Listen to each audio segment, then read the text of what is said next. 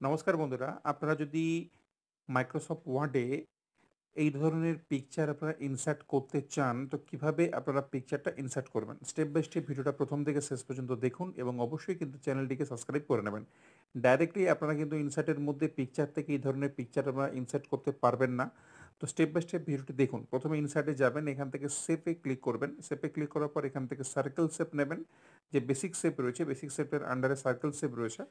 এখান থেকে সার্কেল আপনারা নেবেন। নেবার পরে দেখুন ব্যাকগ্রাউন্ডে যেই কালার থাকুক না কেন, চিন্তার কোনো কারণ নেই। আপনারা এখান থেকে দেখুন ফাইল থেকে দেখুন ইনসার্ট, আপনার এখান থেকে সেভ ফিল বলে যে অপশন রয়েছে, সেভ ফিলে ক্লিক করবেন। এখান থেকে পিকচারে গিয়ে আপনারা কিন্তু এখানে আপনাদের পছন্দ মতো ছবি আপনারা এখান থেকে ক্লিক করে ইনসার্টে ক্লিক করবেন। দেখুন অটোমেটিক এটা কিন্তু অ্যাডজাস্ট হয়ে যাবে। আপনাদেরকে কোনো কিছু এখান থেকে কিছু করতে হবে না। তো এই ধরনের ভিডিও পেতে চ্যানেলটিকে অবশ্যই আপনারা সাবস্ক্রাইব করে রাখুন। Thank you.